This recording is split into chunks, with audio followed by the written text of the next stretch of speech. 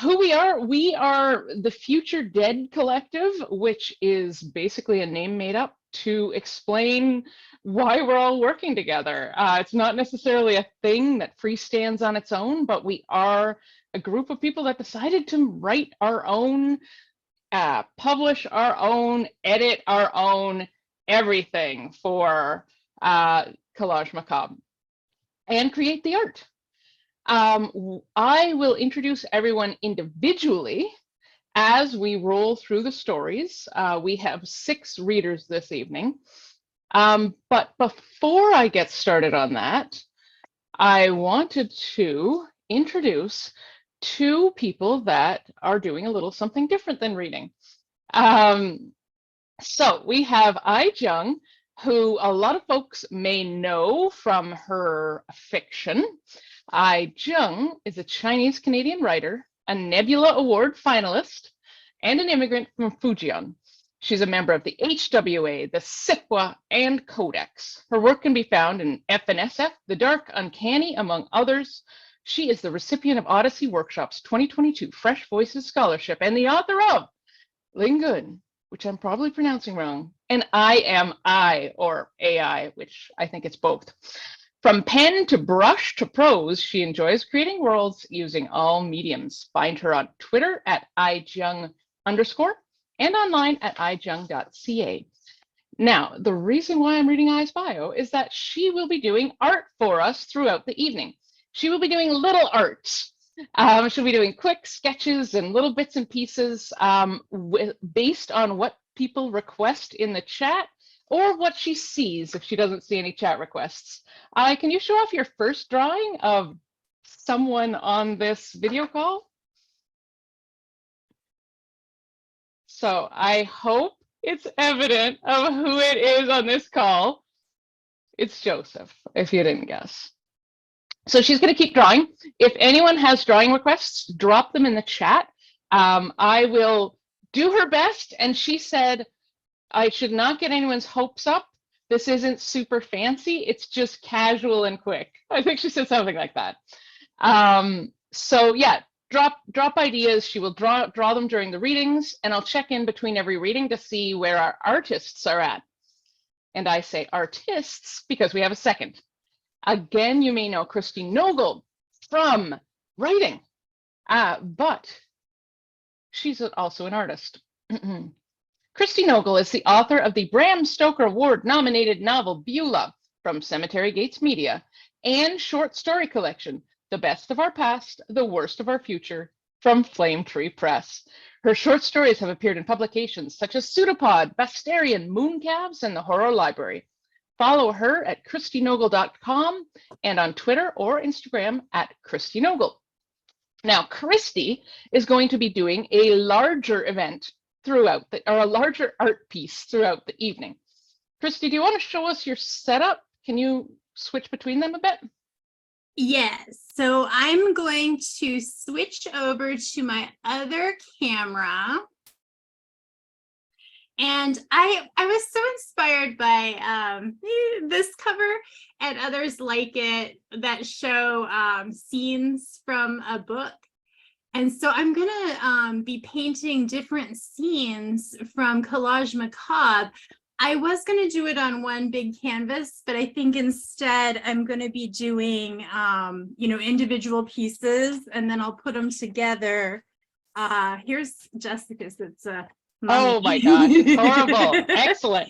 I'll be painting these tonight, and then I'll be putting them together digitally, and you can watch me while I paint them. Yay! I'm very excited about that because I don't get to see people doing art enough. I should also name drop and picture drop.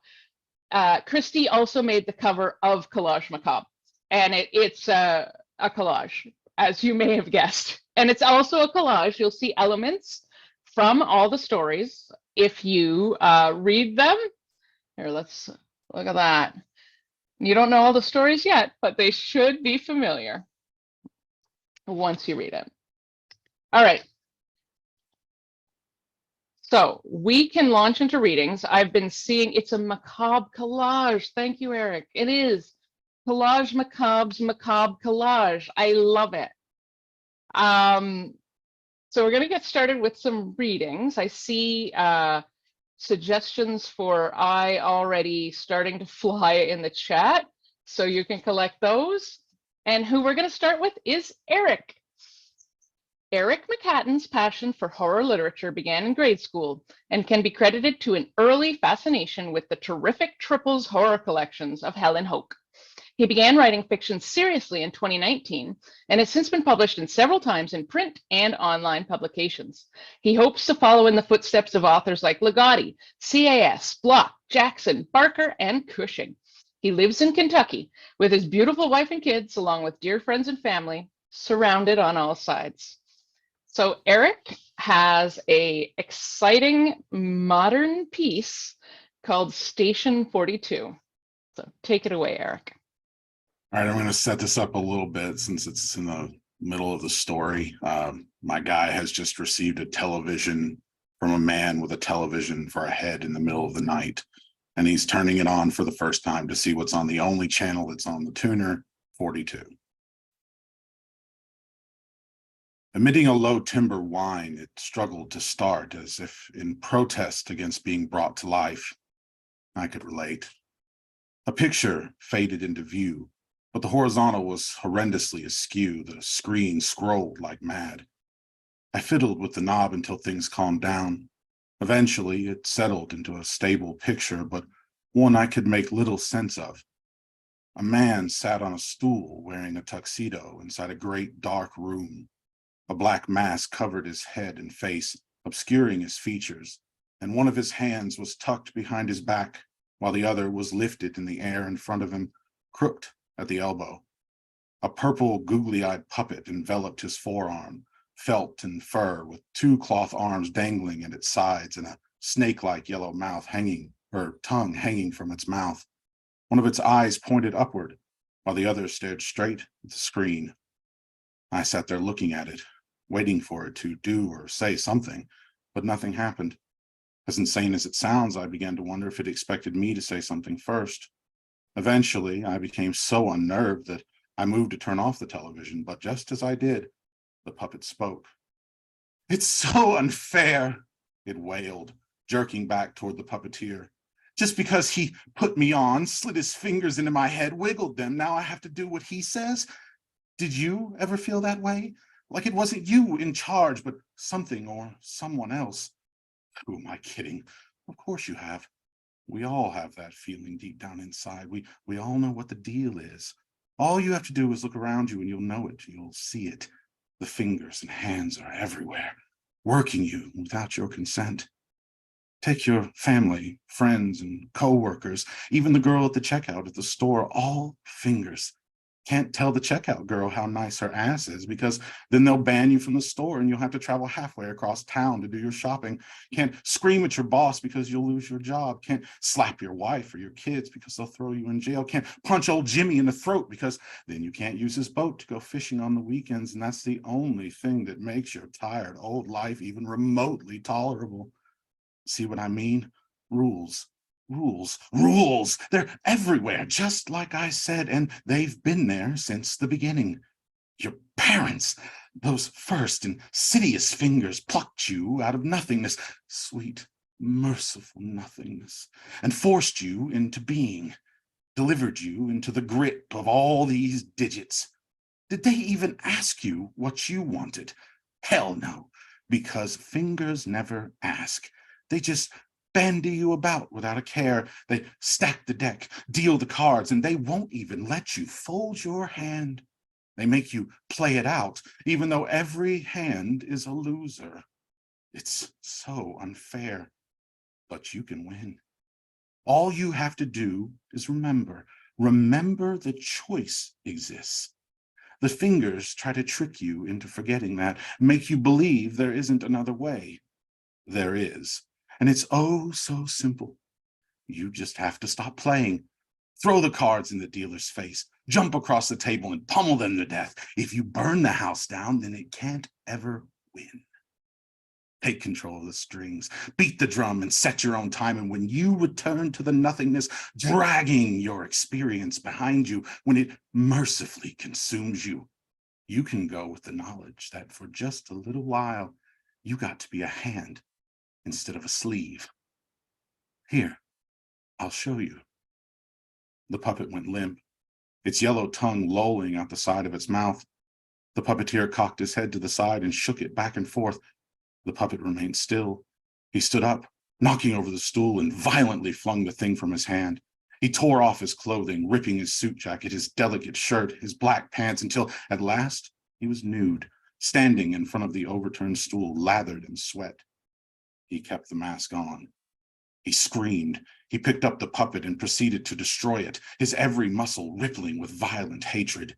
Then, once the puppet was reduced to shreds, its googly eyes rolling all about, the man turned toward the camera and advanced. He moved forward until his head filled the entire screen. His breathing came in ragged muffles. Finally, through the mask, he said, "It has been consumed." The screen went black. That's it. Thank you, Eric. That was wonderful. I'm going to ask you a couple questions, starting with, so we have so many comments in the chat. You probably didn't see them popping as you were reading I did about not. your wonderful reading voice. I think I remember that you do some audio narration. Am I right? You have done? I did a little bit of audio stuff for CHM way long ago. Okay. But no, nothing. I don't have a place to record. It's just my living room. Oh, yeah, that's the hard part. So there's really no way to dampen the sound enough. I considered it, but turning a room into a recording, I don't have the money. So not so Well, fun. you have requests to record every audiobook ever and to start an ASMR channel. You can do that without a proper recording studio. That's true. All right. The other question is why? So you guys didn't all hear this story starts with a man with a TV on the head on the porch. He said it, but it wasn't in the reading. Why man with the TV on the head? Where did that come from? Where did that inspiration come from? I don't remember who it was, but someone in the Discord chat posted a news report, and it was a guy who was actually doing that in the middle of the night, showing up at people's houses. He was wearing a television on his head, and he was dropping off old CRT TVs. And I thought, why? So I wrote it down and forgot about it in my idea file. And then one day I sat down and because it wouldn't leave my head. And I'm like, well, I want to know why. So I sat down and found out. Wonderful. So it's based on a true story. Mm-hmm. Thank you. And thank you, Caleb. I like that my room is feng shui. Okay, I'd like to check in with our artists. So I'll check in with you first. I think I saw some requests early on for some Pokemon, or maybe it was Joseph as a Pokemon. So what did you end up with? So the first one I saw was Pam as a Pokemon. Okay. So I took Pam's little animated chibi from her YouTube channel and turned her into a Meowth.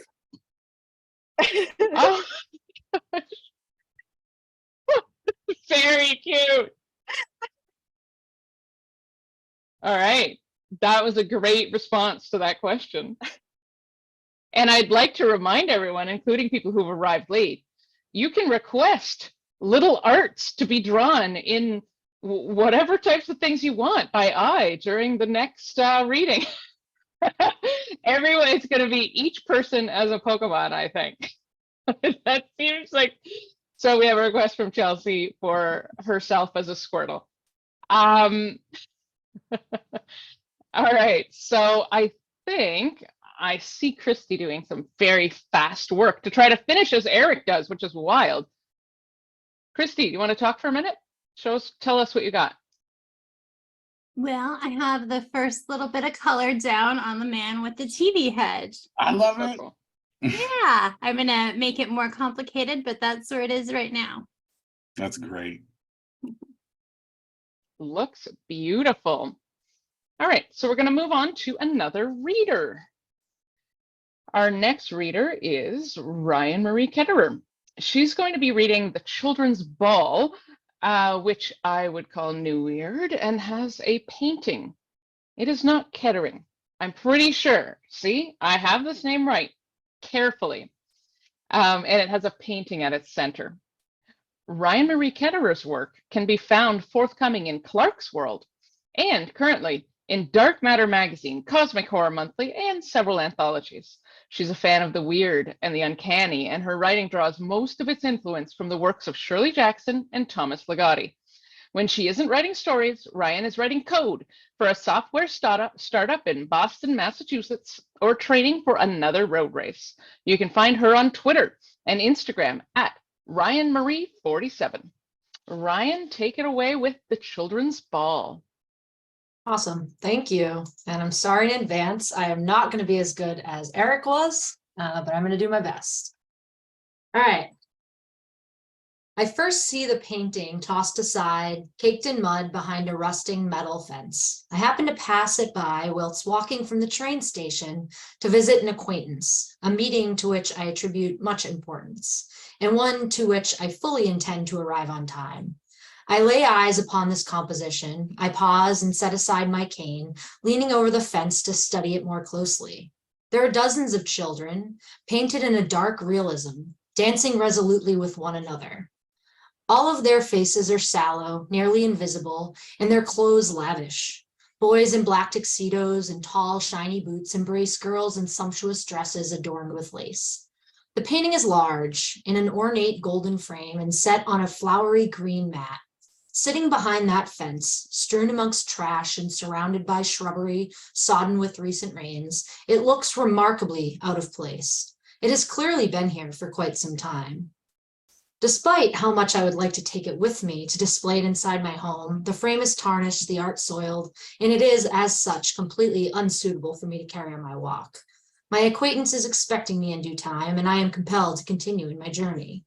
I resume walking, leaning on my reliable cane with each step, passing by houses embellished with exquisite cornices. Beautiful homes, no doubt, but I am unable to pry my wandering mind away from that painting. Who would think to renounce such an elegant piece in this manner? I picture it sitting inside one of the resplendent homes I pass, placed above a rugged brick fireplace, or mounted upon a wall amongst Baroque moldings. I can see the room, in fact, even in the furniture within. There's a deep green chair, one to relax in, set between a pretentious armoire and expansive bookshelves filled with literature.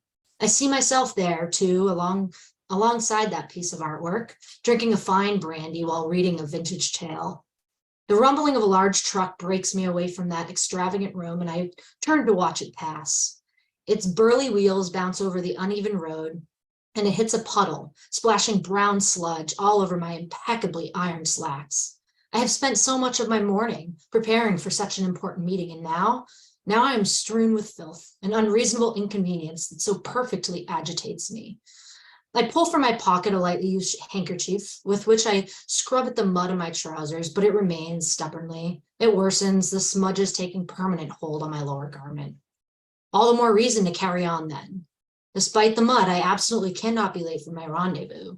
I can only hope that my journey will continue unhindered. I wait to cross the wide, busy road, watching cars pass by. I have learned to wait a distance away from the puddles that gathered from yesterday's rain. Several minutes pass, vehicles whooshing by nonstop, one after the other. I'm entranced by their rhythmic sound. Go on now, a voice says, a voice with which I am unfamiliar. It's correct, though, and I rush to cross the short window afforded to me. As I dance between cars, I realize I have misplaced my cane. I'm surprisingly light on my feet, however, and turn to find the source of the voice. A woman stands across the road on the sidewalk where I once stood, waving at me, smiling. I raise my hand to wave back, a gesture of thanks, but a bus crosses in front of me and blocks my view. After it passes, the woman is gone, and I find myself waving at an empty road. The more I walk further from the painting and closer to my destination, the more everything darkens. It is still early afternoon and the sun is perched high, but the shadows have become longer, deeper, more somber. Despite all of this, I quicken my pace, moving with an ease I had not managed in decades. In comparison to the beautiful homes I had seen prior, the houses I passed since crossing the street are far less grand. There are broad yards with unkempt grass, still brown from winter's wrath, and dangling shutters, some hanging by a single nail. Across the street to my left is a cemetery shrouded by dying trees, its silence exhaustive. In one of the yards on my right, a boy swings from a rusted metal playset, back and forth endlessly. The motion entrances me, and I find myself unable to look away. When I arrive in front of the child's yard, I stop, scrutinizing his perfect motion, his perfect swings, jealous of the fluttering he no doubt feels in his gut. His sharp blue eyes never leave mine as I watch, my head bobbing as the swing moves up and down. My concentration breaks when he drags his feet and halts his oscillations. Still staring at me, the child giggles and points, straight at me, straight into me. My chest constricts at this, as if he holds some power over me, forcing me to feel his distant touch. And then he runs. He's quick, running through the weeds across the haggard lawn, running towards the sidewalk where I stand. His eyes have shifted, his focus now on something behind me, the cemetery. As he moves, his shape thins, as if altered by a warped mirror, distorting more and more with each step he takes. His features dimple and contort far too much to be natural. His clothes take on an inky appearance as he gets closer, while his face pales to a bloodless white. When he finally passes, close enough to touch, his form is flat. Then he diminishes, as if he was only a piece of paper floating by in the wind. That's it. Thank you, Ryan. Very spooky. Everyone is very afraid of children in the chat, Yes. which I think is a valid concern, especially with a piece like yours or at any point. So I see Christy's going nicely with that. I'm not going to check in with Christy yet. Give her a few more minutes to work on stuff while we do other things, but I am going to ask you questions. Yes. So can you tell me the inspiration for your piece? I know a bit, but I think we could tell the rest. Yes. So this is a true story. Well, I mean, partially. I was walking home from the train one day to my house, not to meet anybody except maybe my husband. And I took this picture. It's behind a fence on the train's property. This creepy picture, all dirty and gross in mud. And I took some pictures of it and said, that's really creepy. Shared some pictures with some online horror friends, and everyone's like, you're haunted now. So there's that. And I kind of, like Eric, I've had it in my head for a while. And then art anthology came along, an idea, and it just turned into this. Great. Spooky. Continuing to be spooky, or even more so. All right.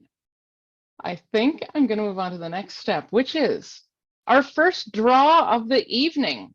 Woo. So this draw is for our beautiful swag package alone that you would have seen on Twitter. Let's see if I can pull it up and I'll link it for everyone. Should have done that earlier. So you can all see the picture of what our beautiful, lovely swag looks like. We have bookmarks and a ticket to the exhibition and stickers. And the winners of these prizes may receive one of the few little pins we have, which if you see our cover, the pins look like that eye in the frame. So the secret is, so there are 31 people in this event right now. I have just run a random number generator between 1 and 31 and then counted us off. And as long as it wasn't us that it's involved, that is the winner. So we got a lot of drums, a lot of drumming, drum rolls, and the winner is Molly Halstead.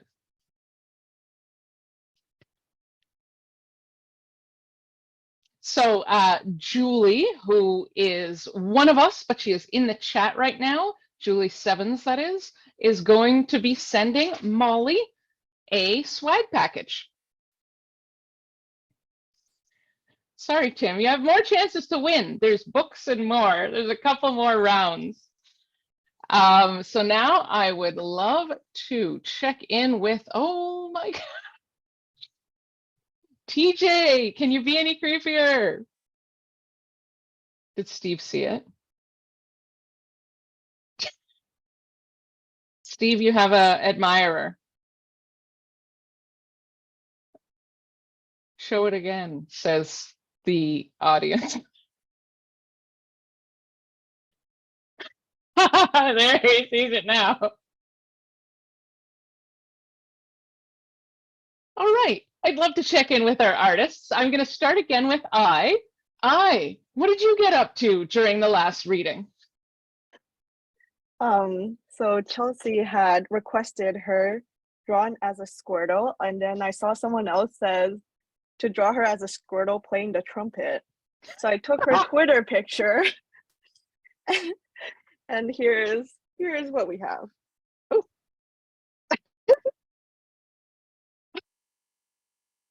Is she wearing cool shades too? Oh, Yes, because in her Twitter picture she's wearing sunglasses. Wow, that is a very cool one. And I think the trumpet really takes it to the next level. As a reminder, I don't think we have any more special requests for I, so keep them pumping in the thread.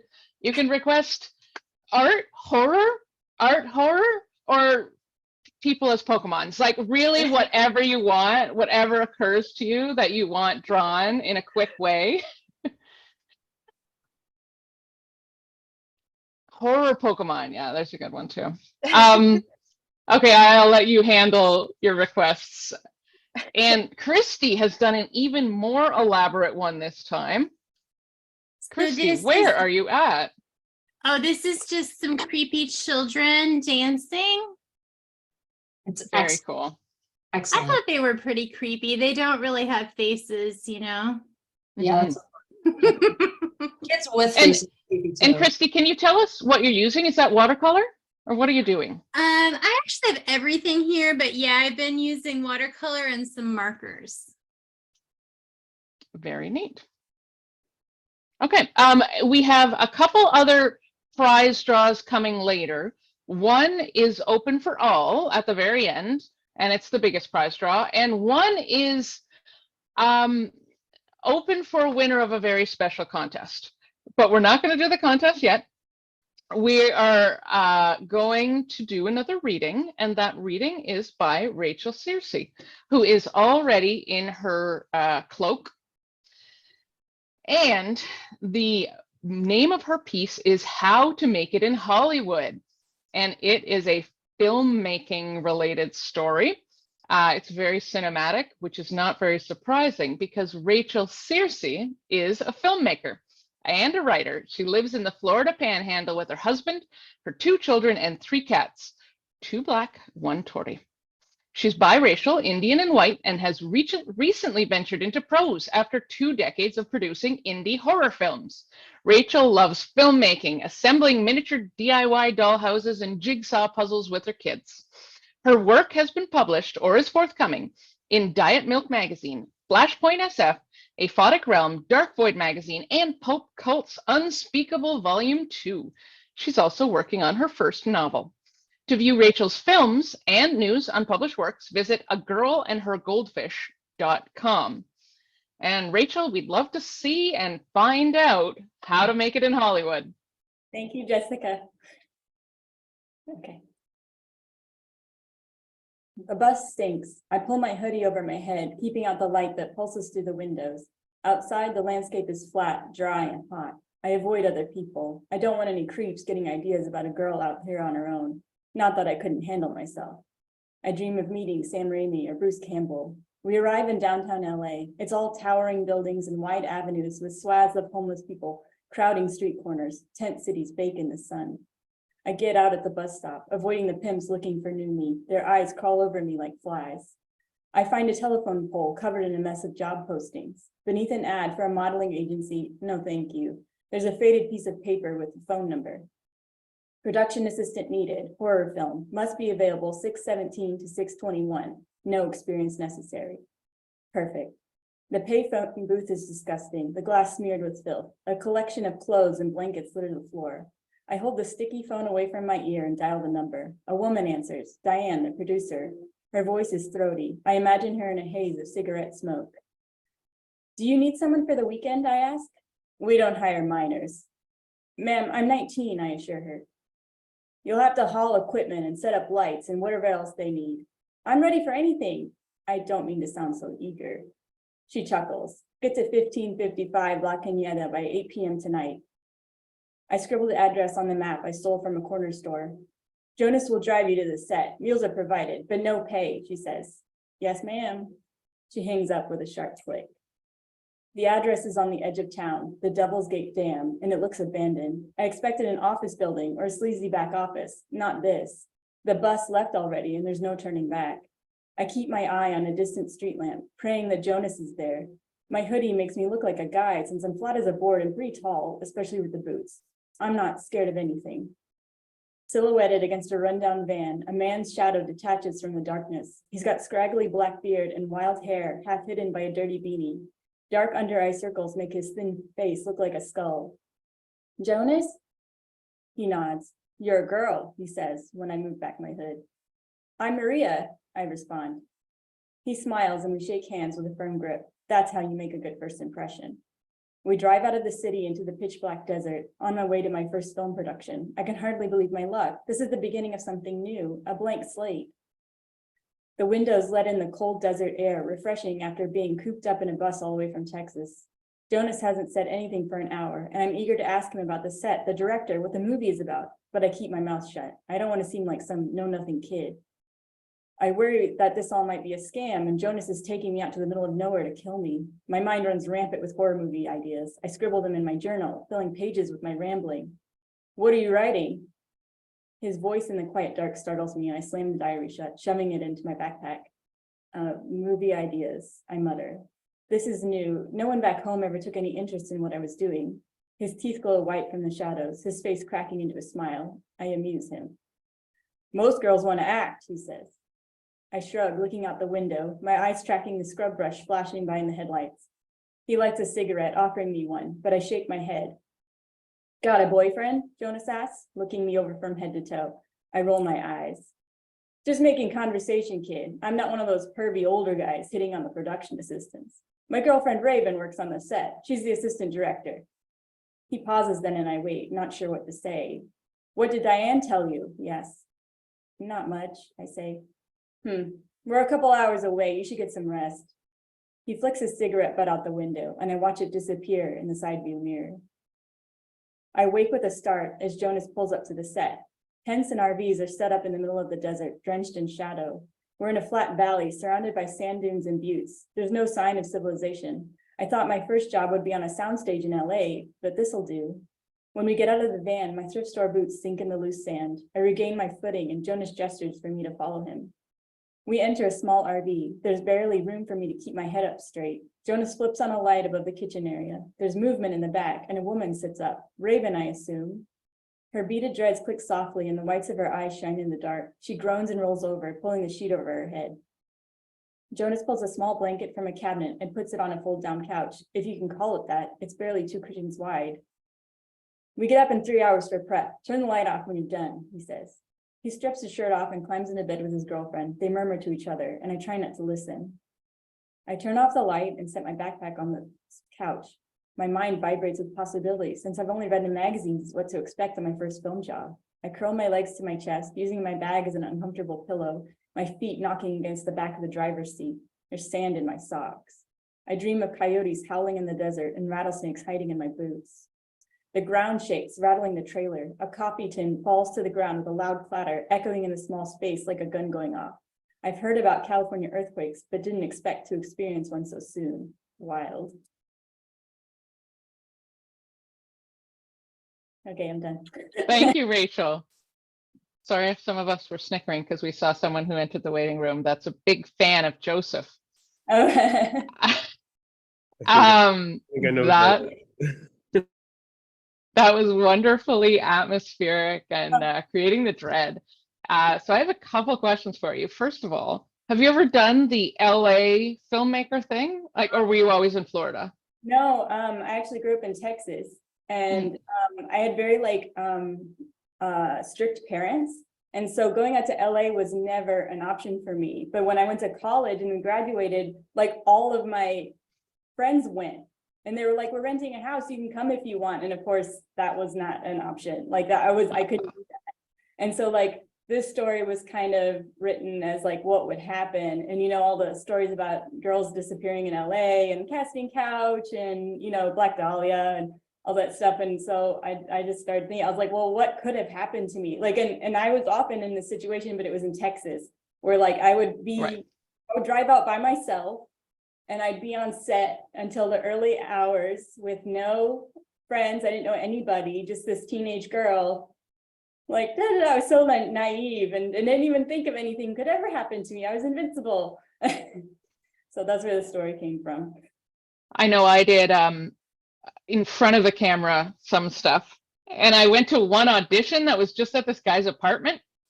It didn't go, and I was like 16. Really like terrible decision making. I ended up turning it down because it felt so creepy when I got there, but it didn't occur to me before I went to not go to this guy's apartment for an audition. When were you going? Yeah. Yeah. No, Caleb, it did not feel a little right. My other question, Rachel. TJ, no. My other question, Rachel, is why are you in a cape? Does it have anything to do with your story? You'll have to see in the story and you'll have to read about it. I don't. You will have to read to find out what a cape has to do with a young filmmaking woman making a bad decision in a desert. Yep, and it just gets worse and worse. Wonderful. So I think it's just about time to check in with our artists again. We'll start again with who's doing her quicker stuff.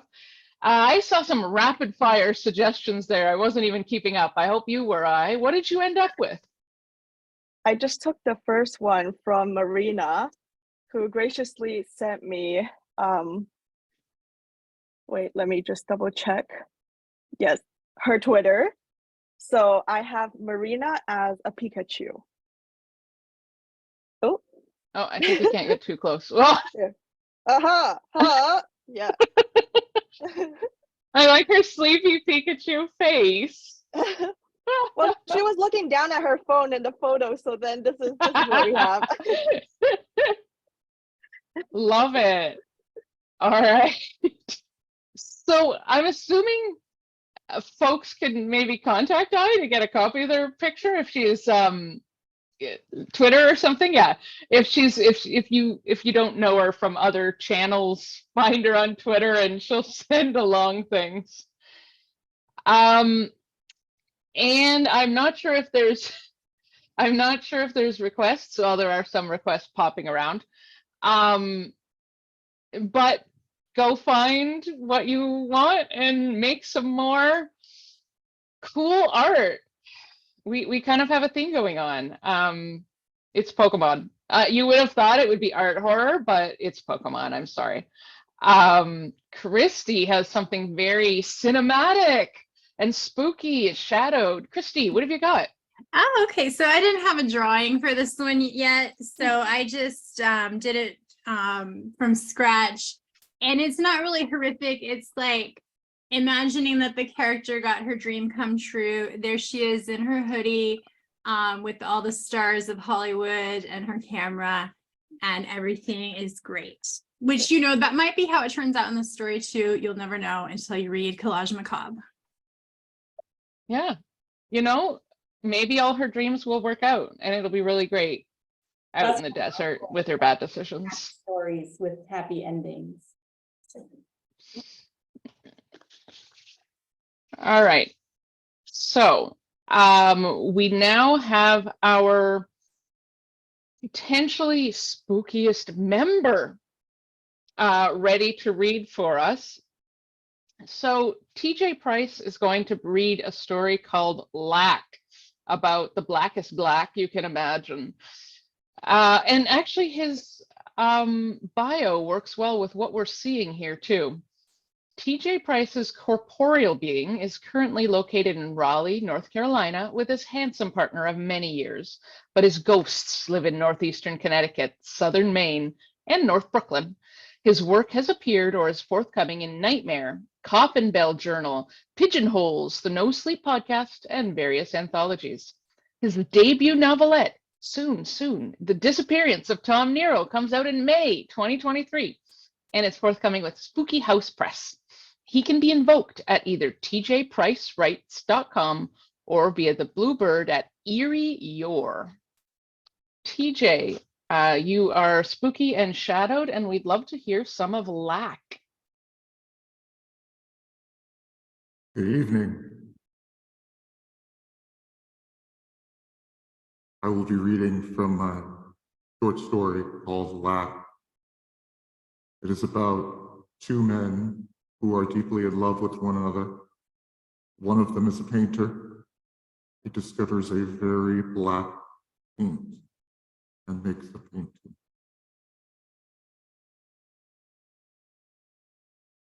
We tottered out of the apartment, exchanging drunken goodbyes and promises to meet up and go to a museum or a gallery or something in the next few weeks. Promises we knew we wouldn't keep, but made anyway. Quinn and I huddled in the cold, sitting on a bench outside, waiting as the minutes clicked down on the clock, announcing the train's arrival. "That was weird tonight," said Quinn, his voice absent again, his breath whirling out of his mouth like a magician's trick. "Usually Gracie loves me to pieces." It was true.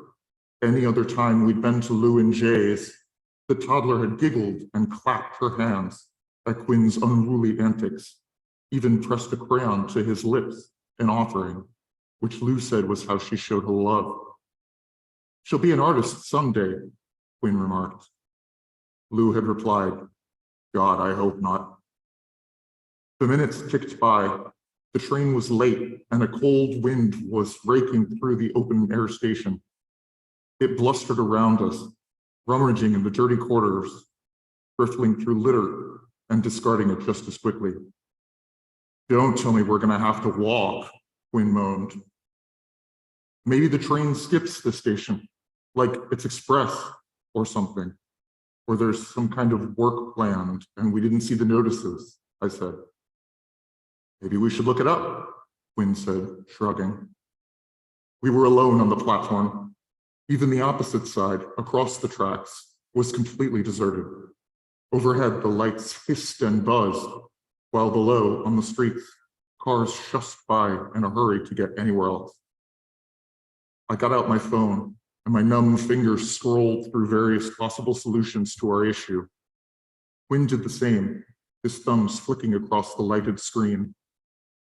The black spot of paint on the back of his hand seemed to have grown.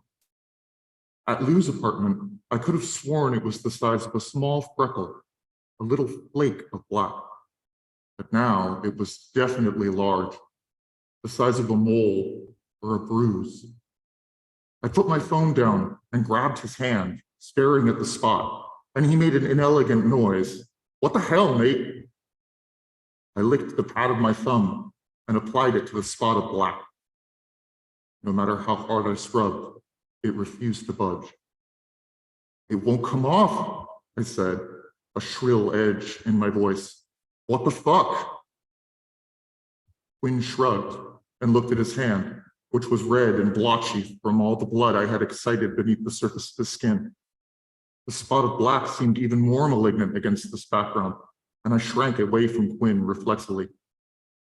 "It's just a bit of paint," said Quinn. Had his pupils always been that big? That dark? They seemed to swallow his irises whole. It made me think of looking over the lip of a stone well into an unfathomable lightlessness. "Then why won't it come off?" I argued. Quinn stared at me as if I had spoken some unintelligible language. After a long moment, he spoke. "Maybe you've had a little bit too much to drink." "I'm fine." I cleared my throat, embarrassed. We have to walk to the next station. It's clear the train isn't coming. Maybe if we just wait a little longer, Queen said, looking down the tracks. You know that the second we go, it'll show up. We could be waiting for that second our whole lives, I said, and my words scraped against my throat as they came out. Come on, let's go. I stood up, and Quinn followed suit, jamming his hands into his pockets and keeping a wary eye on me as we head for the exit. True to his word, as soon as we passed through the stiles and headed down the street for the next station on the line, we heard the rumble muttered chug of the subway arriving above our heads. God damn it, I shouted, and for a moment tried to consider running back into the station to catch the train. The subway hissed to a halt, dinged merrily, and then churned its way off into the night, leaving us standing there on the dark, unfamiliar street, the elevated tracks chattering with the progress of the train until it vanished. For too long, we stumbled through the dark streets. The wind moaned through squat, menacing-looking buildings, and every rattle or scuff of our footsteps on the asphalt felt like a threat given sudden voice. When we finally saw the globe lights of the next subway stop, I had to hold myself back from rushing into their circumference and up the stairs. I didn't care how long we had to wait for the next train, so long as we were no longer wandering through the cloistering dark. Thank you. Thank you, TJ. TJ's story is very, it's got a lot of the themes that you see throughout the anthology, the obsession and the kind of breakdown of relationships that are all connected with art. TJ, where, if I can ask such a mysterious creature, where did the inspiration for this one come from? Hell. Oh, hell. Oh, I thought there was going to be more to that, but that's the. I was like waiting. Okay. Mm-hmm. Thank you, TJ. What? Thank you. What? Do you have anything else to tell the audience about your story? Be careful reading it. All right. Thanks, TJ. That was great. You can sign off for now. I mean, sign off the verbally, but please stay with us while we watch the others. Now I'd like to check in with our artists once again. Some people want you to leave because your face is too scary, but I feel like it adds to the ambiance. This is a horror podcast, you know? A podcast. Suddenly we're on a podcast. It's recorded, but we're not podcasting. Don't worry. I saw some very interesting requests, and I want to know what you ended up with this time. So Tim B had requested to be drawn as how I imagined them and as a hand. So I just Googled up hand Pokemon, and this is to be on theme, and this is what we came up with.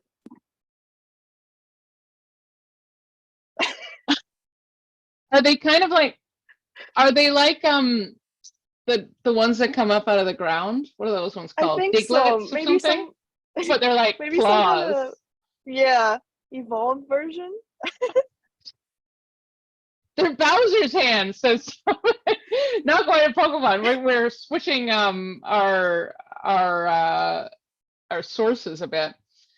So Tim, did she get that right? Is that what you look like if you were a hand? They're both in the Nintendoverse. Yeah, we got that at least. I guess that's him. I mean, what can I say? Yeah, that's definitely him. I think you really nailed it that time. I had glasses, Chelsea says. All right. Requests from I are still rolling, although I will warn, we're going to get a little more interactive in a minute after we check in with Christy. But let's start with Christy again first. Christy, you've got a whole picture again. So this is a portrait. If TJ's character was a real, I guess, person and if he was like, let's say, a talk show host. Very spooky. So that's like his masked person as a talk show host. Well, it's like, you know how Stephen Colbert kind of plays a character, or used to on his old show. He would be kind of a different character from himself. This is like if the mask was TJ's actual face, which it might be. I mean, we don't know. We don't know. It could Yeah. be anything. I might have met him last week in person, but he looked exactly like this. That's the weird part. We went out for drinks and he looked like this. I think you added glasses. I think you should show the glasses just so that we know that it's legit. Wait. They're on the one hand? Around both hands. They have square glasses now. I don't think I can see it in this. We need the file. Oh, no. It's too yeah, we're having that flicker with your background and everything. Send them to Chelsea on Discord. She'll post them. Okay. Beautiful. So now is for our interactive event. And what I would like is for all of you to participate in a drawing. So this has a big reward. One of our big packages is attached to this one. So you'll get the book, a physical book if you're in the US, or an ebook if you're outside it, and the full swag package. If you win a drawing competition, and this drawing competition has no talent required, and bonus, you'll get to live. Really big bonus, I think.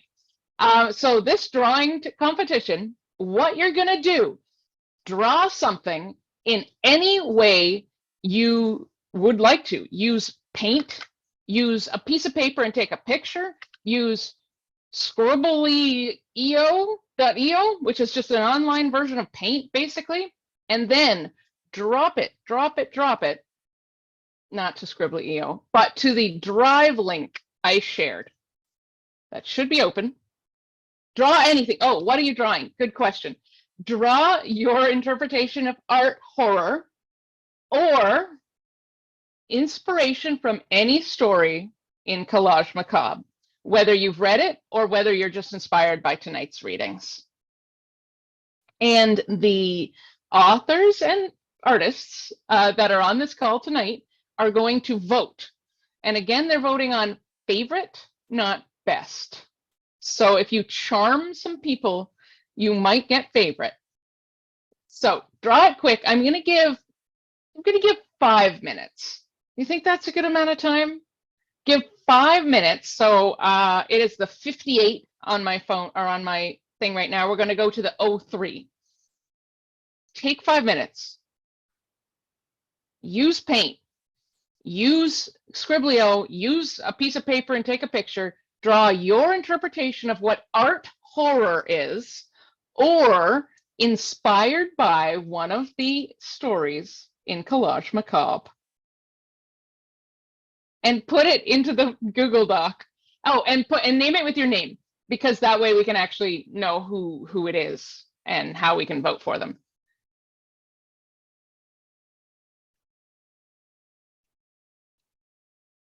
Julie, thank you. That's a good thing. Now, if you put it into the Google Doc folder, you could win. Actually, Julie can't win. She's one of the ones that can't win because she's one of our co-organizers. She just can't be speaking tonight. Yeah, there's a rule against the TOC authors winning. We're not going to give any of us one. Eric, you can't win if you're also voting on the. Yeah. Julie might win all the swag, which she already has.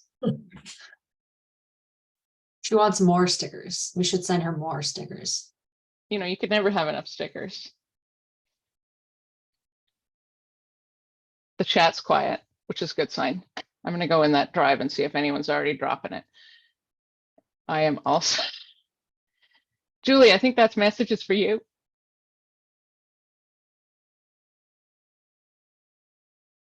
I don't see any files yet, but it's kind of early, I guess.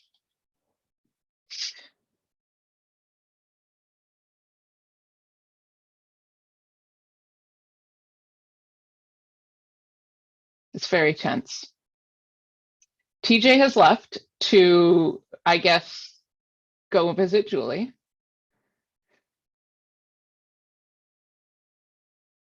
I mean, TJ's really given some serious demon vibes. Like I would, check in the closet before you go to bed tonight to see if I've got a closet right hiding. behind me. That one right over there. Did you ever see that movie Host? Oh, I haven't seen it. It's Zoom haunting, right? Zoom horror, yeah. He's definitely giving Zoom demon vibes. Oh, I see a first drawing has appeared in the folder. Let's see what we have. Yeah, that's pretty creative, Chris.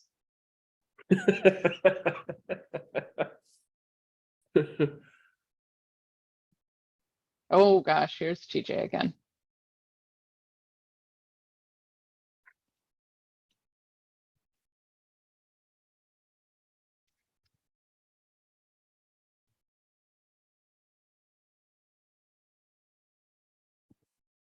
Matthew, what are your issues? I think you said the issues were something around humanity rather than like connecting to video.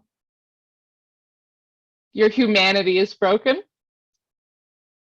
Time check, we'll say 2 minutes. I was gonna say 1, but I'm gonna give you guys an extra minute because I was chattering. And maybe I was distracting, chattering, I mean.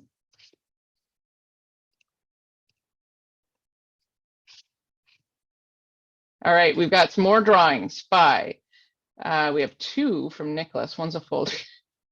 Very scary, yes. Oh, Skeleton Joe. It's pandering to our audience. And we have one from Tim G, finger painting with my face by Timaeus Bloom.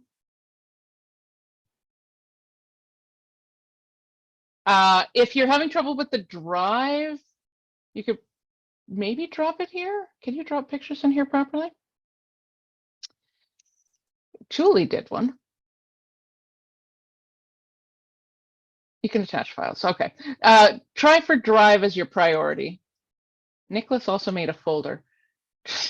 Ignore that. I'm going to delete the folder. We have 3 entries right now. It looks like we have. That's okay, Steve, as long as you can get it into the folder. Chelsea's uploading. We have Caleb's. It looks like Molly was getting it. So we're waiting on Molly, Chelsea, Steve. There's Molly, Chelsea, Caleb. Very spooky Caleb. And then we have one from Chelsea. Oh, she did a physical painting. I think I know which painting Chelsea did too. I think it was probably inspired by Mobs, the Red Lady. Am I right, Chelsea? Yes. Too bad Mob isn't here to vote for you. But he's in England. It's very, very late over there. Sorry, English folks. And one from Molly. Oh, it's literal art horror. Like the art is grabbing you from the folder. My name isn't Nick. I see a Nicholas in there. Okay. I am cutting off the time. Oh, Marina's got to hold up. Okay. We'll let you get it through. Yeah, then there are names in there. So if anyone's having trouble, oh, we've got one from PM too. Oh, a biblically accurate. It's like a biblically accurate angel, but it has eyes, face on it. Someone returned the, yeah, go see. Oh, the eyes, yeah, because angels are covered in eyes, but this one's covered in eye. I know. I got it. Then we have Matthew's coming. And we have, oh, Steve, you can't get it from your phone. Can you message it to somebody? Or what the fuck is Skirlet? Sorry, that wasn't my thought. That was Chelsea's that I had to read out loud so that everyone could hear it. All right, so let's see if there's still people. So we had, oh, Marina's has one. And she did a paper one too. Oh, and I think I know what stories that is. That is Julie Seven's Lady Widow. Julie, you have fan art.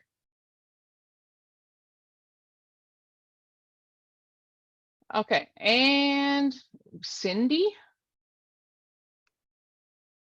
It is a box. Oh, is it supposed to be TJ? We got Caleb? Steve as well. Caleb's is wearing footballs on their feet. Let's see Caleb's. Oh yeah, we got football feet monster. Matt G, we didn't see before. What? It looks like Matt G. Wait, Matt G and Cindy's look like they're like in the same room making like a really similar piece of art. Is it just me, or do they seem like they were painting the same thing? That's really funny.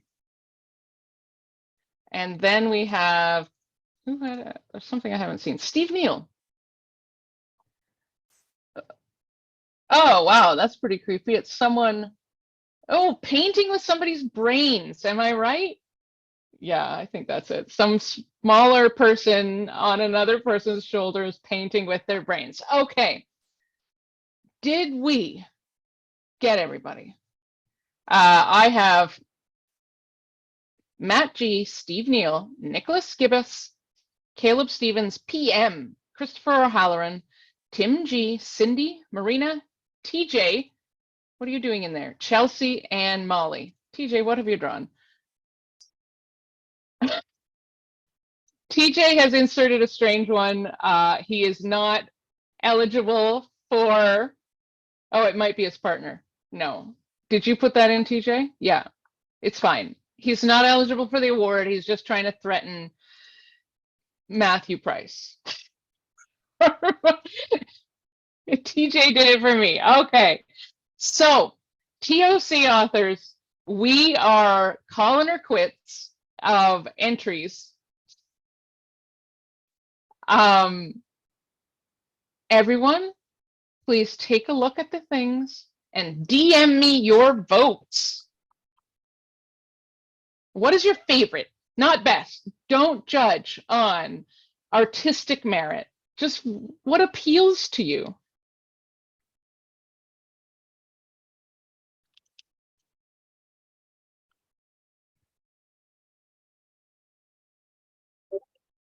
And this will be just a minute.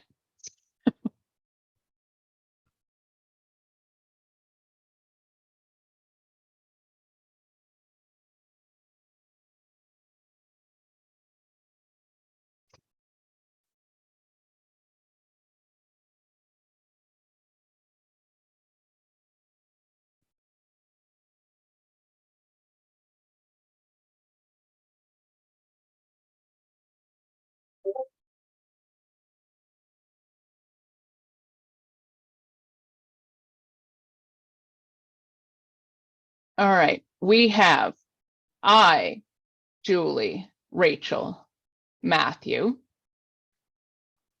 Christy,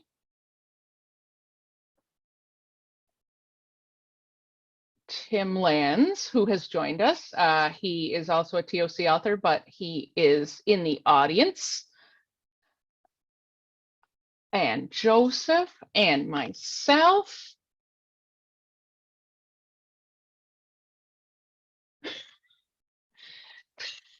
TJ's being creepy even in DMs. He's really holding up his end of the bargain, or of the creepy bargain. Okay, did we get Eric? Yes, yes, yes, yes, yes, yes, yes. 1, 2, 3, 4, 5, 6, 7, 8, 9, 10, 11. That is all 11 voters that are in this Zoom. So I'm going to start with third place and second place, but unfortunately they do not win anything. Only first place does for this prize. In third place is Matt Price's Drawing in the Sand, uploaded by TJ Price, but it actually was not TJ's. Yeah. In second place, very close to winning, is Tim's Creepy Hand Painter. Congrats, Tim. And in first place, drum rolls, please, everybody. I want to see some drums on the screen. The drums, yeah, that's good. Brr, yeah, great. Drum, excellent. Is the Biblically Accurate Eye by P.L. McMillan. Yeah, there were some very creative, fun ideas in there. Thank you, everybody. There were also some votes for a couple of the other ones. So you don't have to, everyone can go away feeling like a winner. Great. Sorry to interrupt. Oh, I wanted to show one more. Oh, yeah. It was the one that people have requested of TJ as a DJ. All right. With his blank face. Yep. Wonderful. And I think I is probably out of suggestions right now. So if you want to keep pumping ideas into the chat, we have 2 more readers and 1 more prize draw that isn't related to any voting. It is another random number bet that we'll do at the very end. But in case anyone has to leave us soon, I hope you don't. Our website, check it out. It's collagemacabre.com. The book is out. You can also get it on Amazon, but until tomorrow only, you can get a very exclusive and fun swag pack. There's a link there. And you get all sorts of those stickers, the ticket, the bookmark, not the pin in the pack. Those you got to win, or maybe find us at StokerCon. And oh, Marina's in Brazil, so we won't send paper books, but if you win a prize, we could send you a swag package at least, because they're light. Okay. Your kids say TJ is directly here to harass Julie, who's in the audience. So that's his new plan. So who we have next is my Zoom prep partner in crime, Joseph Andre Thomas. And I wanted him to go just after the game because his story has to do with art school. And I feel like we kind of all just were in a sort of art school. So Joseph Andre Thomas is a writer and literature teacher living in Vancouver, British Columbia.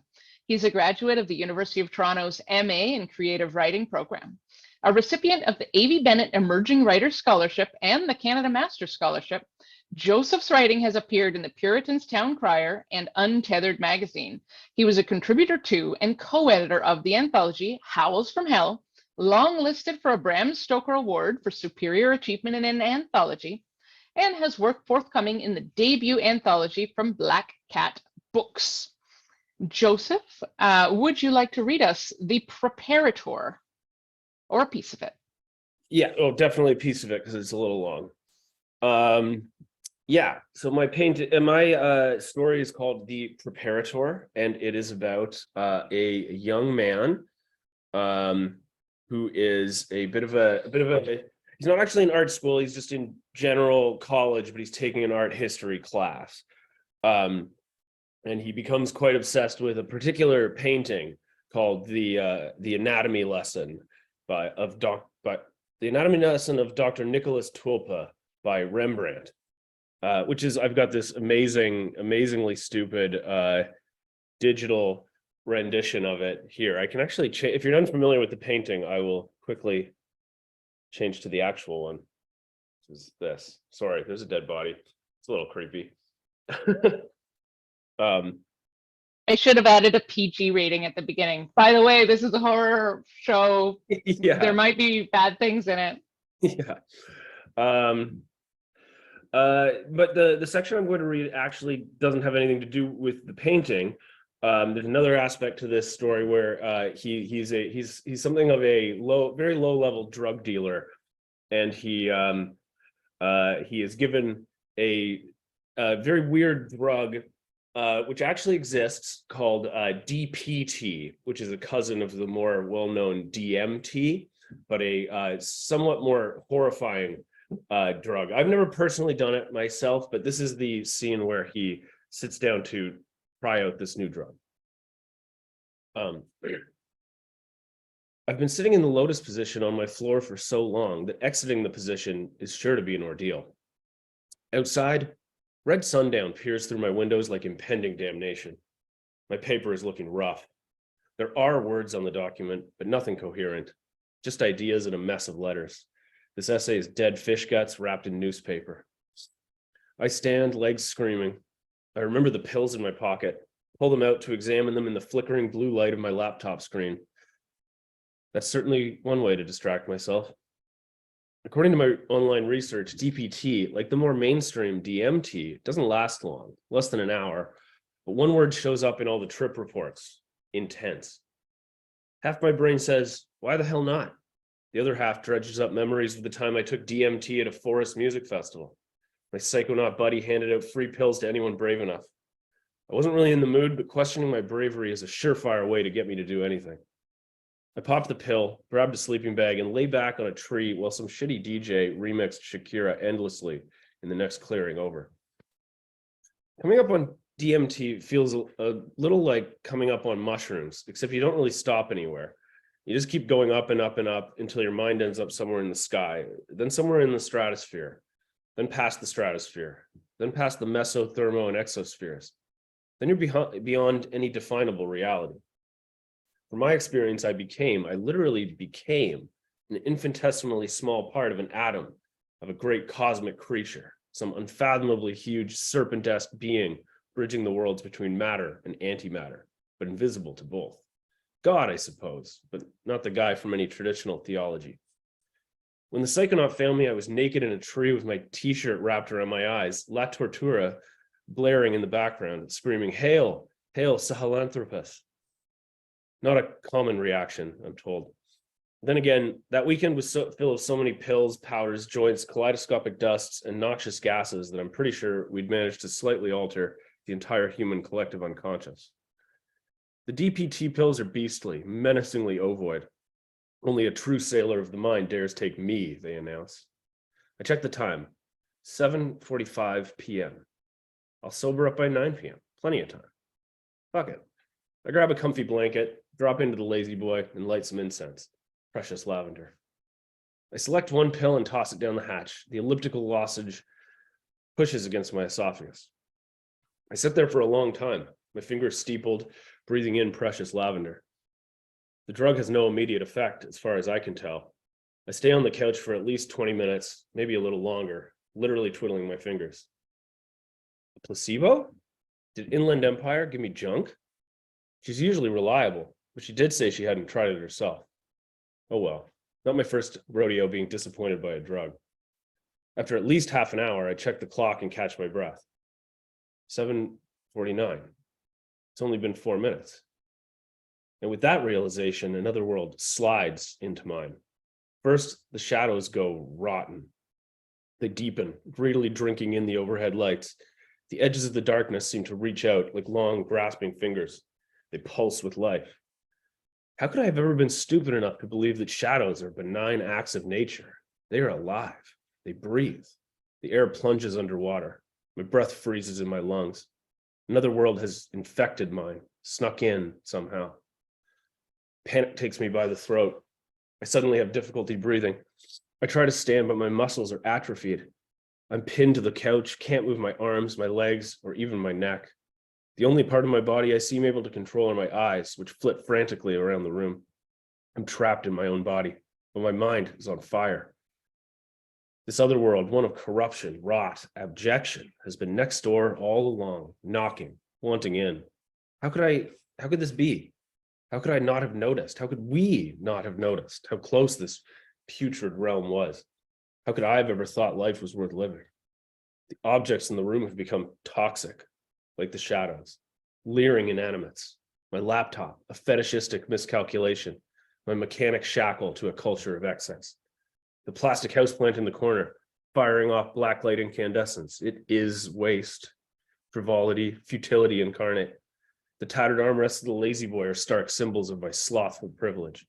My ashtray and Zippo, once trusty friends, now avatars of addiction and dependence, actualized reminders of my own mortality. I want to claw at my eyes, my arms are lead.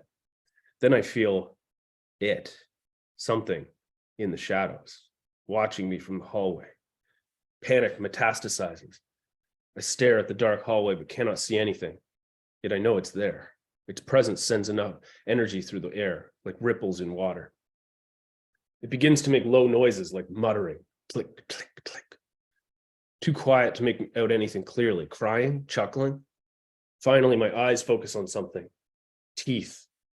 A row of white teeth. Smiling teeth hanging in the shadows. Teeth attached to no body, or a body made of pure darkness. It's happy, overjoyed. Whatever it is, that smile has found something it has wanted for a long, long time. The tittering becomes louder, though the smile does not move, and finally I hear it. So close, so close, so close. Nope, nope, no, no, no, no, no. Fuck no. I need to leave. I cannot be in this house. Fuck this drug. Fuck this place. Fuck whatever this thing is. I am moving.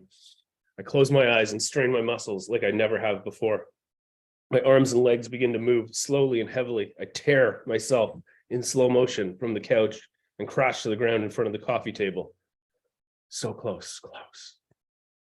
I crawl slowly underneath the coffee table, clawing along the floor with my pathetic limbs, pulling myself onto my stomach. I get to my hands and knees and scuttle towards the front door. The voice follows from the blackness, louder, louder, just a little more. Calling on some reserve of strength, I manage to get to my feet. My legs are made of wet clay. I steady myself on the wall, summoning every shred of energy my body can muster. There's the door, 4 feet away, 2 feet, escape, freedom. I reach out, more. I grab the handle, burn my last strength, turning the knob and throwing myself against the door. The night opens around me like a gaping maw. I lurch forward and immediately lose my footing. Before I even hit the ground, everything goes dark. Scene. Thank you, Joseph. Gonna remove your spotlight. Oh, yeah. It was good because then we could see the painting in the background. So what made you decide to blend that like historical painting with like the psychonaut style of horror? I had a kind of similar reaction when I first saw that painting. I was really kind of just weirdly obsessed with it when I was younger. And I was feeling a lot of feelings of sleep paralysis. At the time, I did not like extreme like some people get, but a few bouts here and there. And that painting has always really given me massive sleep paralysis vibes. And the idea of just like mixing that with a drug that makes you kind of go into a type of paralysis. And you know, the background here is sort of a spoiler for where this story is going to go. But yeah, well, the actual painting, if you look at it, it's the painting's called, the story is called The Preparator.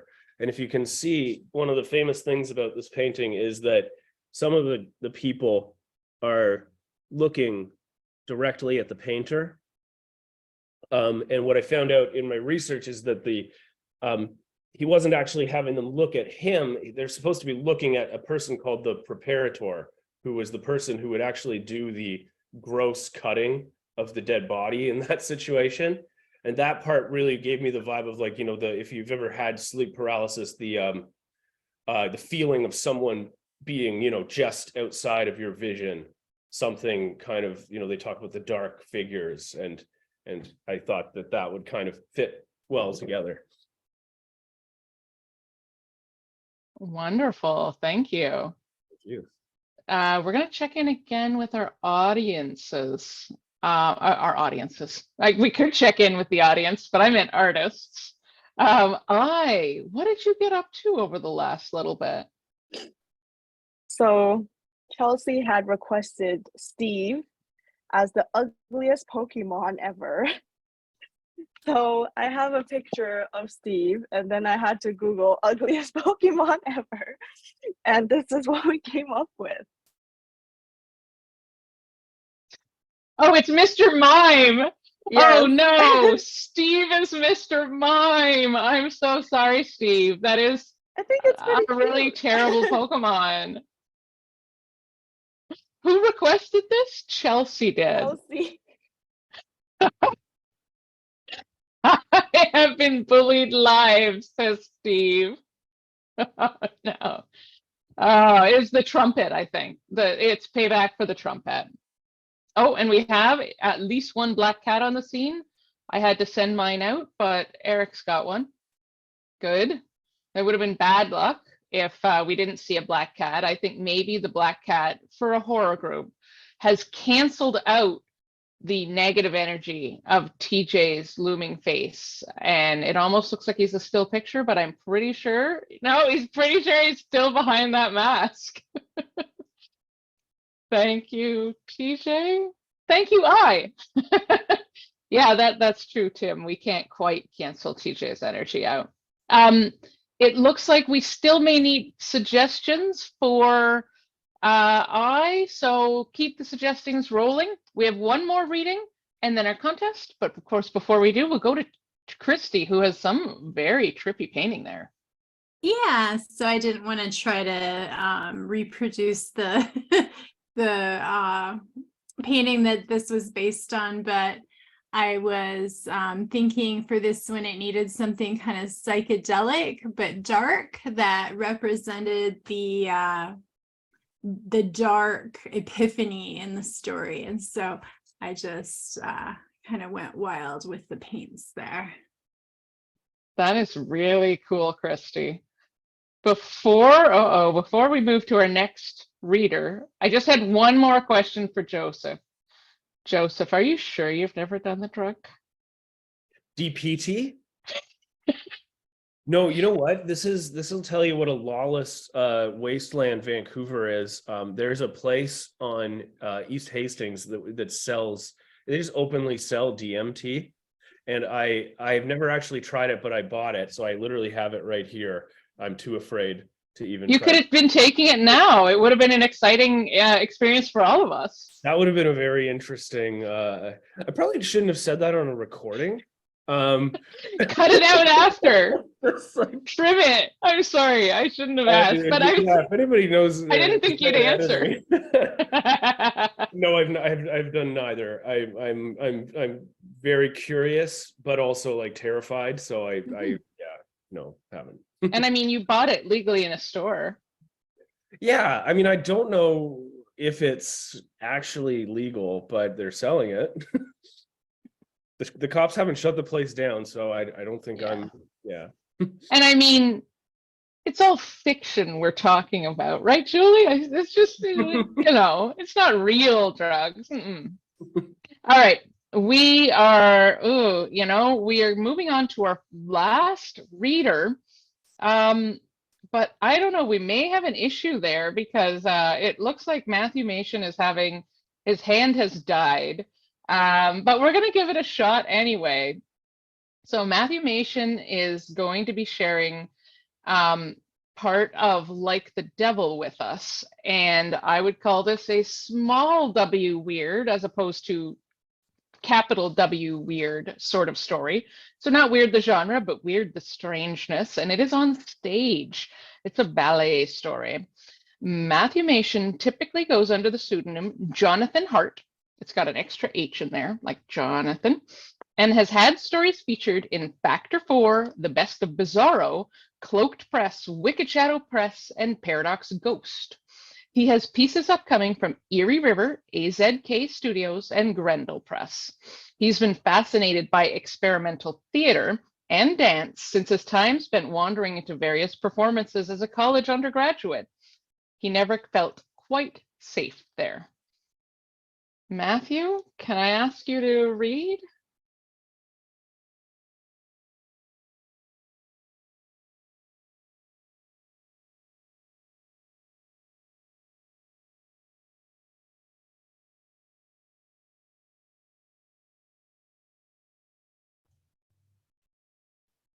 The lights flicker. Not in any professional way, it happens mid-step. The room's illumination fizzles as if from a broken bulb. We miss some of the dance, then the rest as the lights shut off. When they come back on, the 8 dancers are frozen, and the deviant is among them. She licks the back of her wrist while maintaining eye contact with the prima ballerina. Her dark hair is styled yet disheveled, as if someone tried to beautify it and gave up. She wears a tutu of shredded rags. Her cellulite-laden left breast hangs out in a way that evokes cottage cheese. Her nipple is visible. The deviant bites her own hand, rips a thin strip of skin off, then spits it away. The bored among us cheer. The dancers spin around her in a choreographed circle, leaping through the air with legs opening and closing like scissors. They balance and curve their bodies one way and the other. The deviant's unfocused eyes dart between them. Her mouth gapes. A slow series of clicking noises rise from her throat. She does not blink. The ballerina grabs her and tries to lift her. Instead, she snatches his wrist, then turns to glare into his eyes. We cannot tell if his fear is feigned. Keeping her hand on his wrist, she leads him through movements as rapid as they are mechanical and heartless. He, talented dancer that he is, stumbles multiple times as she twists his wrist and him with it. He is forced out of his grace, off his tiptoes, and back onto the balls of his feet as she swings him through this warped waltz. She releases him mid-swing, and he spirals off to almost collide into the prima ballerina. The deviant turns toward us. Her eyes dart between several sets of ours. Each person that she looks at turns away. She emits a low groan as they dance around her. Then she puts her hands on her knees, squats, and rolls her head in terrible circles, tongue lolling from her mouth. A repetitive lol, lol, lol sounds with each head circle. We respond. The blogger insists that she is the perpetual other. He doesn't know what that means yet, but it's a nice phrase, and he'll come up with an iconic definition. A dance instructor has her hand on her chin. She considers each unorthodox movement. They are not coincidences, no. The deviant plays with form. She has not abandoned it entirely. There's a drunk young man who thinks that the deviant is hot. He is mostly interested in the exposed breast. An observer figured this was a big deal because everyone was talking about it. She's decided that she will listen to what other people say after the performance and then pick an opinion to make her own. The priest has watched quietly. Now he opens his briefcase. The deviant stands on her toes and belches out a series of nightmarish throat groans. Then she falls down and writhes. She rolls twice back and forth, then kicks the air while squealing. The other dancers swerve in their attempts to respond to her impulses. One ballerina is hit.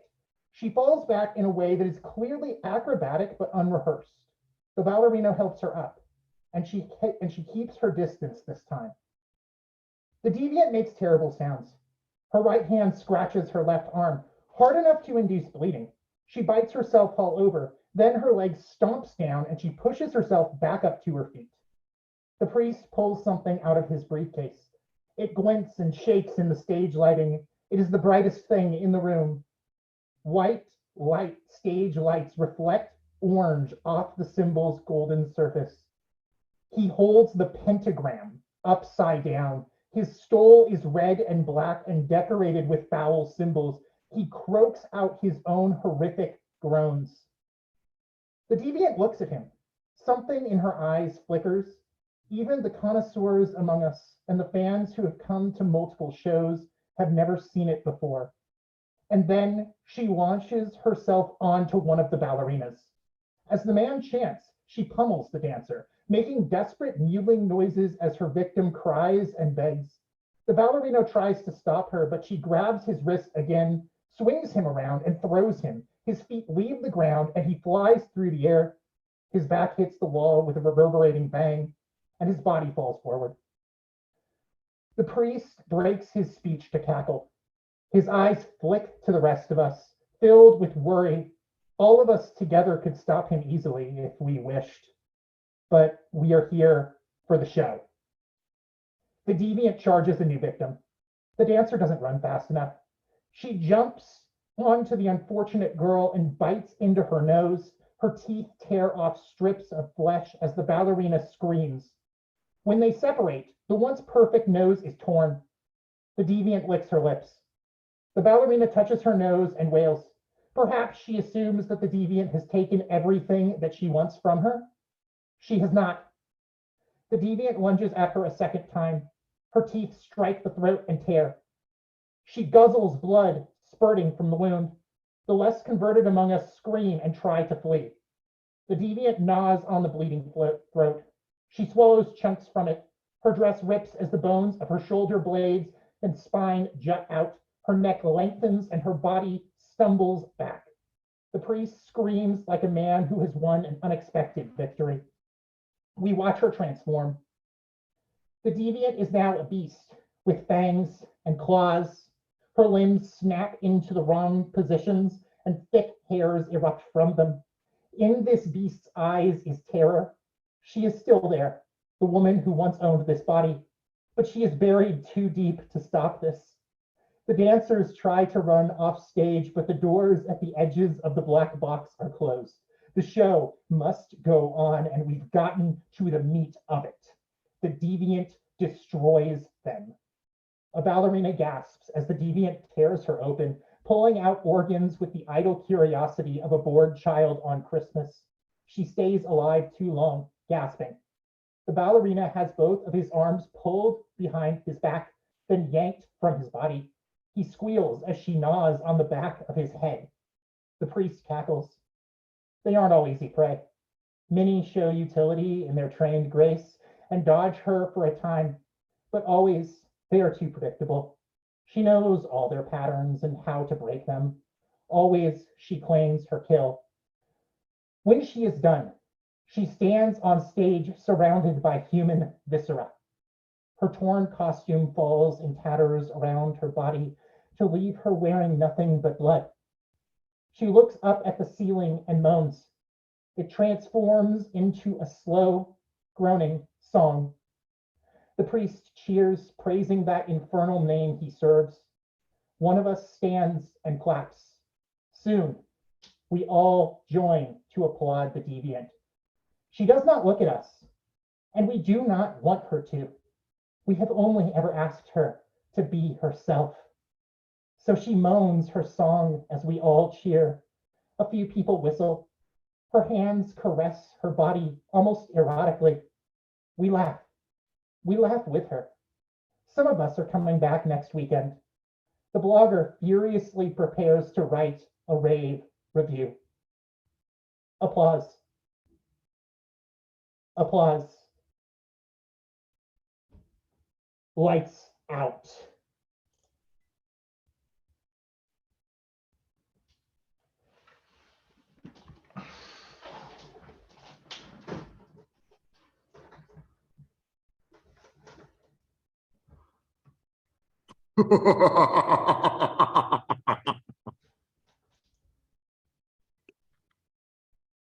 I'm back.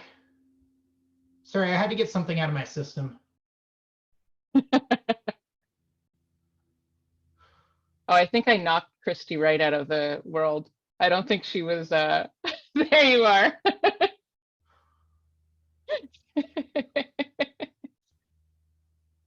Oh, there he is. See, he's back. TJ's still here. Everything's fine. So, that, of course, was the end of Matthew's story.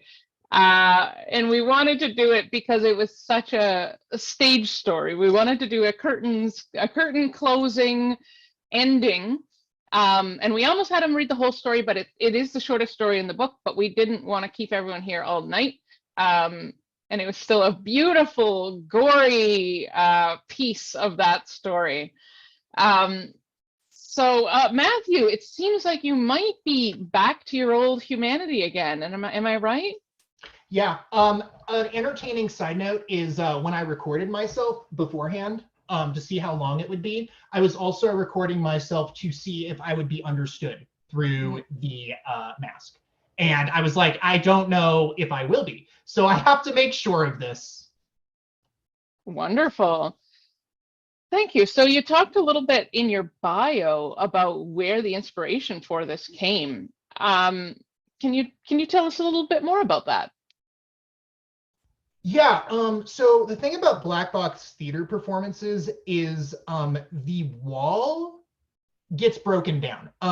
There is a really not well known play that my friends performed, and in that play, a group of kids, like college kids, get frozen in a classroom, and their bodies freeze, and one by one they start dying horribly. Like their souls die first, and then eventually their bodies. And each of these people I knew personally was playing a character very similar to themselves, and the play was taking place in a classroom. And it was like stage in a classroom, and it was utterly traumatizing. And there were people who were friends with them who went to see it, who came out like, that wasn't okay. Like I'm not okay having seen that. And it just stuck with me. And I don't know, that was a big inspiration. Yeah. Some of those indie theater companies are doing very weird things. I know sometimes they're the ones where you like walk into like a warehouse and there's just people doing weird stuff. And I'm not even talking about warehouses where people do stuff. I'm literally just talking about theater in this one. Yeah. Yeah, there was another Anyway, one where these guys were in this show where they were talking about love, and this one guy was just looking straight at me the entire time as he was going on and on and on about how love felt as like an actor. And he actually came up to me and apologized and said, like, I shouldn't have done that as an actor. Like, I involved you too much, and like you should have stayed more separate from me as the audience. And it was actually really interesting to run into that. Cool. Thanks, Matthew. All right. So we're basically going to do two more things. Well, three. Check in with our two artists. Where's Christy gone? And do our final big draw. And this one doesn't have any talent or voting required. It's just going to be a random number generator again. So first, did you draw anything in the last segment? I don't know if I saw requests. So I saw one person make a comment to say we need like 50 cats to balance out TJ's energy. So I try to draw some cats. I think you got to pull it closer to you so we can see. Oh, I'm seeing them now. They're coming into focus. Very cute. Some are stripy, some are like little lions rather than tigers. You got all sorts of cats going on over there. Yeah. All right. And Christy, it looks like she's, we've got a literal cat with Joseph here. Nice cat. Christy looks like she's doing digital art this time around, I think. Oh no, there's just mousing. I think it was Julie was the last person who requested their picture be illustrated for the thing I was making. So this was Elizabeth Bathory. It was taken from a you know what I mean? The sketch was taken from a portrait of Elizabeth Bathory. That is gorgeous. Yes. Thank you. And in blood, as I painted it in blood. Our readers will know. Yeah, very good. That was your medium as well as what it's representing. It's beautiful. I think Julie's going to want to see. Everyone is going to want to see pictures. So we're going to try to get. We'll get eyes, weird Pokemon requests up on the Collage Macabre Instagram. And we'll get the ones that are actually related to our book as well from Christy up on the Instagram as we go. Although, Christy, I think you are actually going to be assembling into some sort of like the 1990s movie cover type thing where they're all there, right? So we Yeah, might I'm gonna wait on try that. to put them all together digitally, and then I'll put the Collage Macabre thing and probably like names and stuff, and make it like a poster. Love it. That is very fun. Oh yeah, great. So if anyone, okay, yeah, because we have some fan fiction. We've got fan fiction from Marina, who drew one from Julie's piece, and we've got fan fiction from Chelsea, who drew Mob's piece. So we'd love to be able to post those on our Instagram too. It's our first round of fan art. You know, are we going to have more rounds? I don't know. If anyone wants to draw mummy stuff, you're invited. Send it to me, Lady Mummies. That's my thing. I mean, it's not my thing, but it's what's in this story. Although I didn't read it tonight. But now, drum roll, please. We've got 28 participants in the group. I am random number generating. This is the big prize where you get a book, physical if you're in the US, digital if you're not, and an envelope of swag. All right. Let's see, make sure it's not one of us.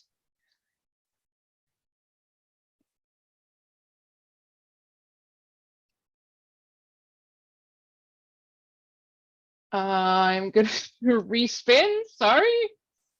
Okay, let's see this one. All right, so our winner is Susan Russell. Susan, are you here with us? I see your name. Make sure she was actually here. She is here. She is private messaging me. Okay, great. I tried to explain to her how to switch to everyone a moment ago, but she just direct messaged me again. There she goes. Wonderful, Susan. You Yeah, are winning thanks, a book and a Susan. swag. So Joseph, do you know her, or is it? I'm afraid Okay. not. Unless it's a screen name I'm unfamiliar with. Okay, Susan, you've got to reach out to us. You reach out to the Collage Macabre Twitter. If you're a Twitter user, I think that's probably the best way. Or by email. What's our email? I knows it, I'm sure. What's our email address for Collage Macabre? There's our Twitter. Even better. Or Ryan would know it too, yeah. Susan, send it on over to us. We will get that rolling. Congratulations.